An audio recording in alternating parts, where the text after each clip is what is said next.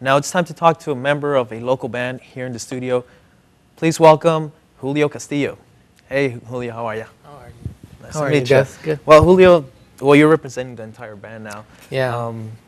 Tell us, who are you guys? We're Monocer from Somerton, Arizona. Okay. We've been around this area for a while. Oh, cool. What instruments do you play? I actually play guitar, I sing, and I play a little piano, but not with the band. No. Fortunately. How about can you mention the members of the band? Oh yeah, the members that are in the band are Héctor Castillo. He's my brother. Okay. He plays the drums, and then Ernesto Salvatierra. He's our bass player. Bass player, cool. We're a three-piece. How long have you been a band?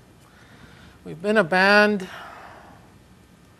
Well, with this band, we've been around for about maybe a year. A year now. Yeah, but all three of us belong to a former band. Okay. And we were a former band for maybe about 6 years. Oh, wow. And what was this band? Comezón de Oír.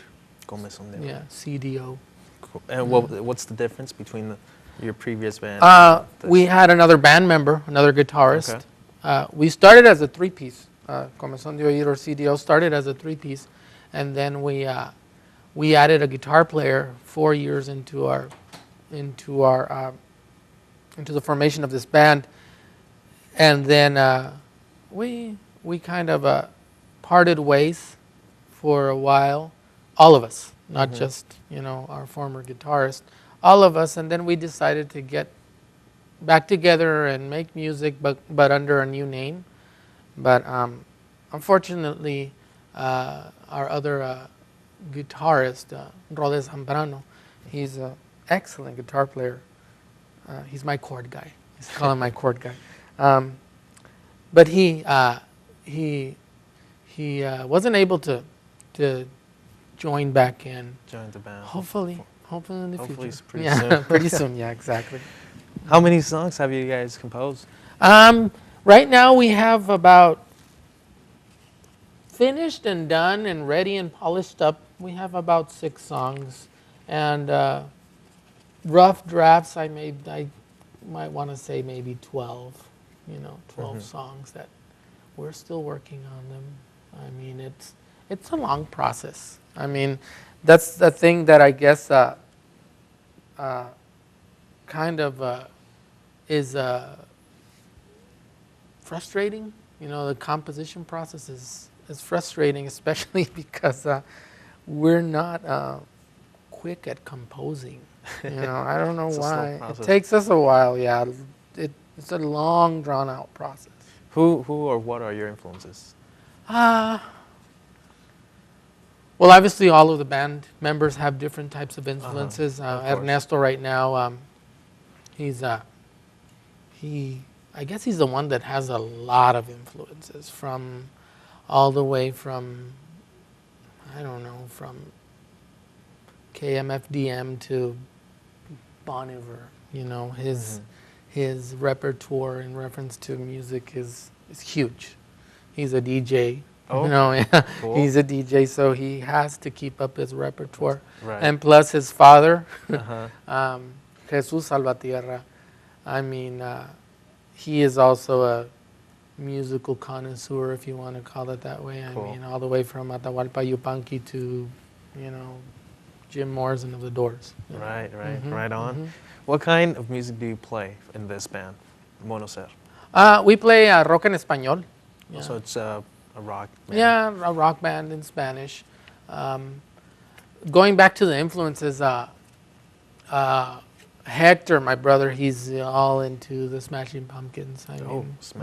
Yeah, he's all into the Smashing Pumpkins, and he also enjoys, top 40, hits, and he likes some taka taka too, if you want to call it that way. I like taka taka too. And my influences range from Honestly, I don't listen to that much music. Me personally, I guess I'm the more limited one. And the strange thing is that I'm the main composer. So I guess that's where you have the drawn out process in reference to composing. You have your own originality, I'm guessing, in the songs. Yeah, yeah. Why Monocer? Monocer. Our former name, Comezón de Oír, Comezón de Oír, is a 6-syllable title. So first of all, we were shooting for something short. Monocer is only 3 syllables. And Comezón de Oír really didn't translate well into the English language, an itch to hear, So we, first of all, we were looking for I guess, words that were easily pronounceable in both languages, and especially words that can easily be translated into both languages, and in reality, the meaning, we didn't really focus on a main meaning. No, we didn't really focus because monocer means something to Hector, it means something else to Che, and it means something else to me. Right. I mean, for me, monocer is the opposite of stereo, which is one, and ser, which would be one being. That's the meaning to me. Interesting. I can't speak for my other fellows here because they're not here. Interesting. Very interesting. Take us on a practice session. What is it like? Practice sessions. First, I guess we sit down and fondle each other. No, I'm kidding. No, we're going to do that. You guys do. What we do is we come in. We have a studio in our, we have a separate studio that has it's well conditioned.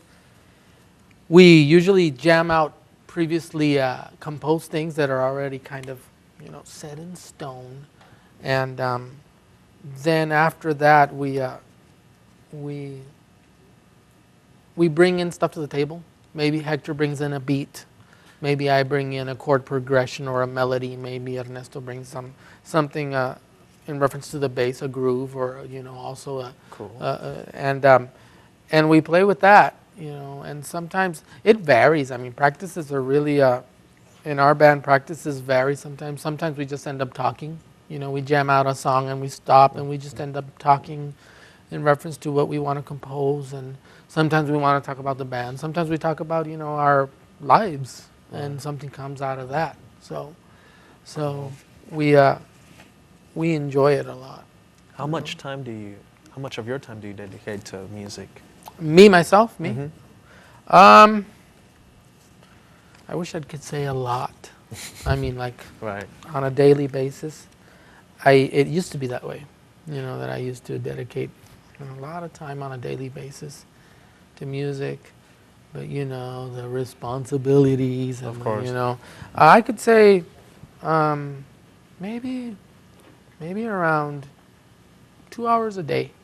2 hours a day. Yeah, on a daily basis. That'll get you going. Yeah, that'll get me going. Cool. Not counting weekends. Weekends I take them off, but I'm right now I have a little theory workshop going on. Theory. Yeah, where I'm teaching community kids and adults music theory. Awesome. Yeah, and I'm doing it for free, and I love that. It's on Thursdays. And Thursdays. So and I'm trying to bring up my chops on the piano. So, cool. And this is in Somerton? Yeah, this is in Somerton. Awesome. Interesting. Yeah. Mm-hmm. Cool stuff. How do you get inspired when writing music? Let's see. That's a good question. How do I gain inspiration? I guess I like observing people. When I go to the mall, I usually, many times, and my wife doesn't like it when I do this, I just sit down at a bench and just watch people. Sit down, watch people, and I don't know if you are familiar with this, but body language is our main mode of communication. Okay. You know, yeah. right now, I don't know if you've noticed, I've been looking and staring at my nails for the longest time because I'm nervous. So, body language Body speaks language. volumes as to what we're going through, what we're thinking, and who we are. Interesting. Well, can you quickly give us the Facebook where we could like you? Yeah, Facebook is www.facebook.com/monoserband. All right. So check us out. Hope you guys can check us out. Well, there you have it, guys. We're gonna see a clip here. What is it? What song is it we're going to hear? It's a song called Rojo Corazón. Rojo Corazón. Yeah, Rojo Corazón. Cool. Ladies and gentlemen, here's Monoser with Rojo Corazón.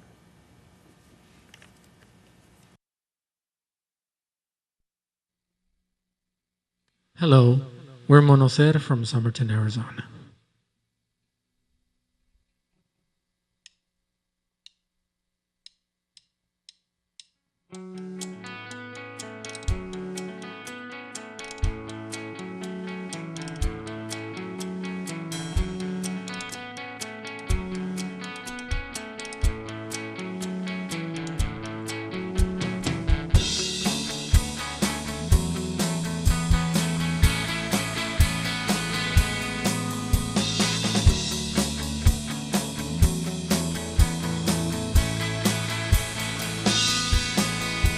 Rojo quedó mi corazón aquí después de ti.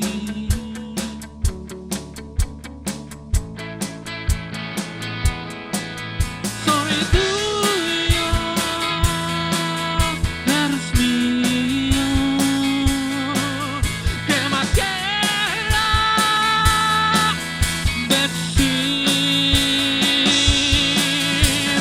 Por un momento contigo levo muy lento el suplicio. Alzando mi copa pronuncio tu nombre al cielo. Brindo por ti, brindo por mí. ¿Qué más queda por decir, decir?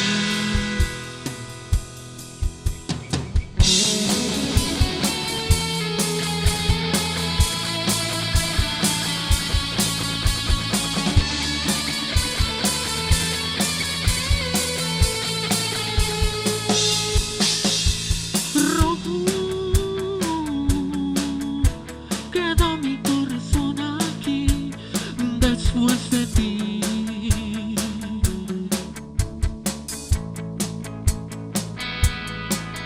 Soy tuyo,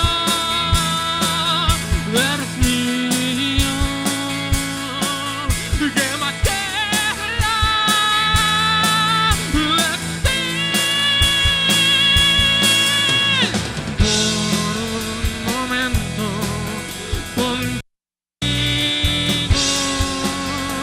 levo muy lento el suplicio.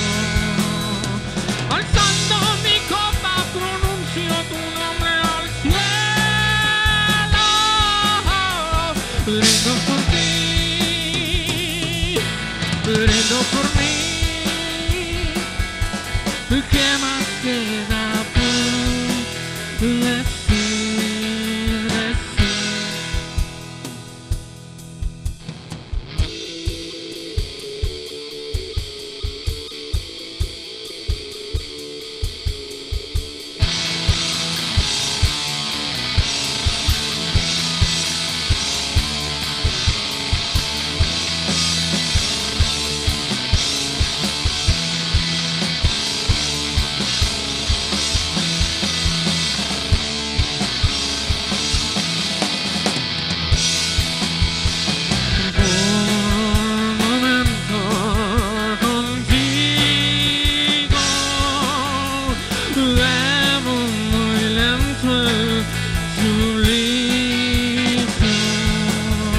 Alzando mi copa pronuncio tu nombre al cielo.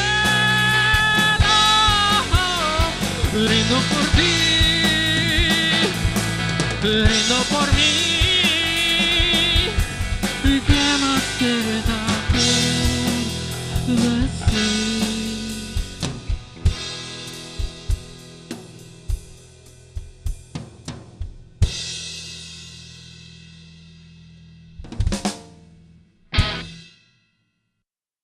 And that was Mono Ser Rojo Corazón, right? Right. There you go, folks. Well, we are continuing talking to Julio Castillo, representative of the band. Julio, do you guys have a band manager? We, not formally per se, but Okay. Cooks, Jose Ruiz from Multiple Arms Productions. All right. He helps us out a lot. He's helped us out with exposure, shows, setting up of the Facebook page, keeping it up, you know. So right now he's somewhere in the East Coast touring with some bands. Wow. He's doing a great job. I mean, shout out to Cooks if you ever get to If he's see watching, this. Thanks for all your support, man. yeah. Good stuff. How was your experience with Track 74? Oh, it was awesome. It was awesome. The guys are very chill, kick back. We came in, set up. I believe it's the same studio. And we laid down some tracks. And this is the first time I'm actually seeing the footage. And I mean, you guys did an awesome job. I mean, really cool. Good stuff. Good deal. So have you guys recorded any material? No, Before?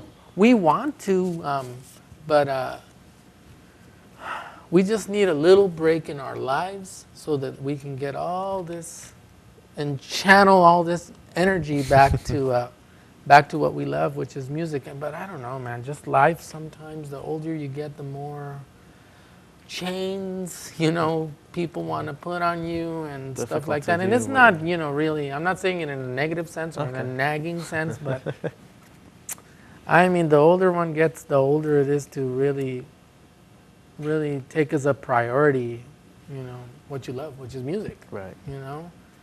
But we'll get through. We'll get How through. supportive are your fans? Oh, great. I mean, great.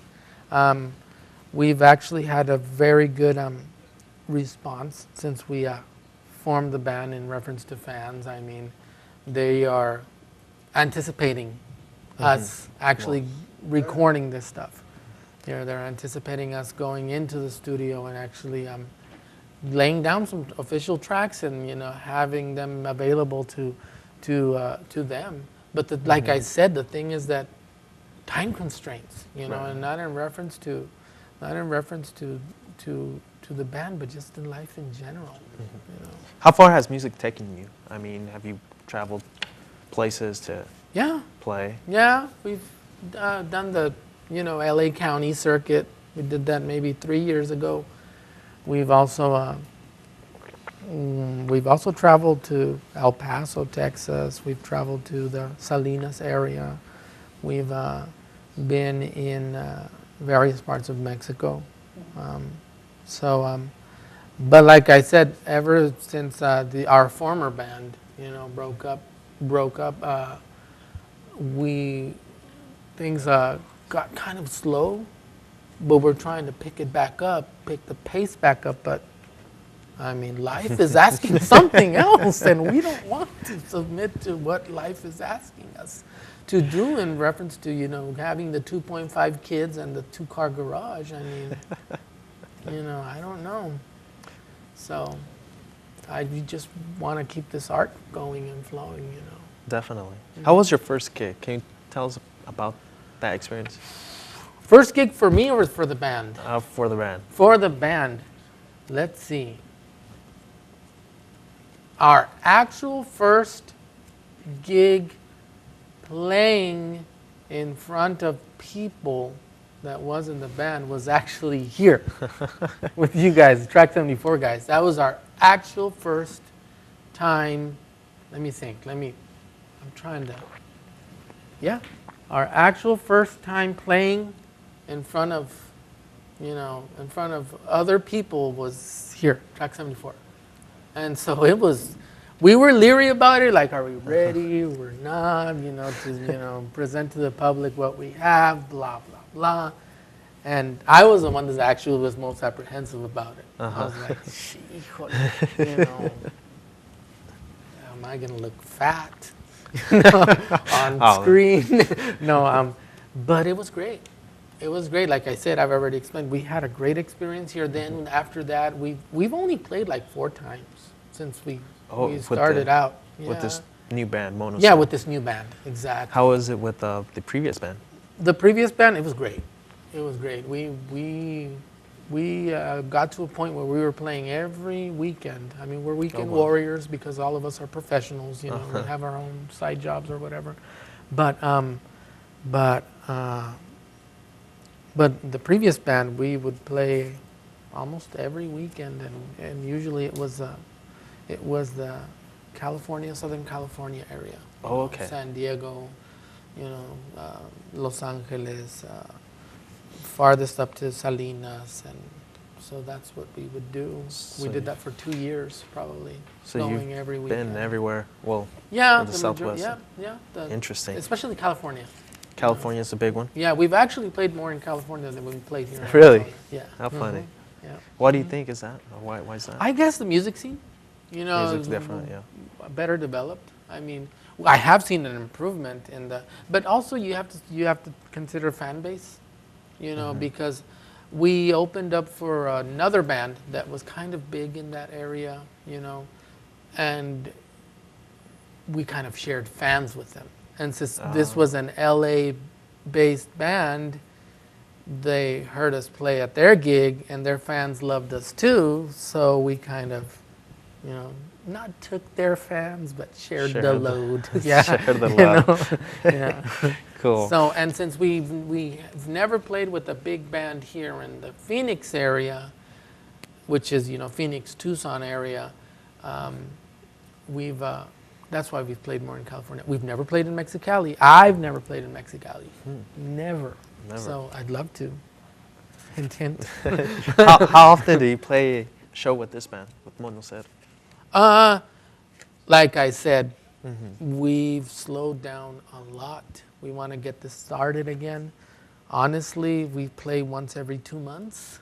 You know, Once every 2 yeah, once every 2 months. We practice every week. You know, and but we would like to, you know, get out there a little more. You know, Why should people support local music? people should support local music. Why should they support local music? Let's see. All our TV is not local anymore. All our radio is not local anymore. Internet is usually not local. And I guess if we want our voices heard, we first need to support the voices that already exist in our community. I mean, especially the area where we live in. Come on. I mean, this is still a very, in my opinion, this is still a very agrarian society. It's also a very not very multicultural society. I'll be honest with you.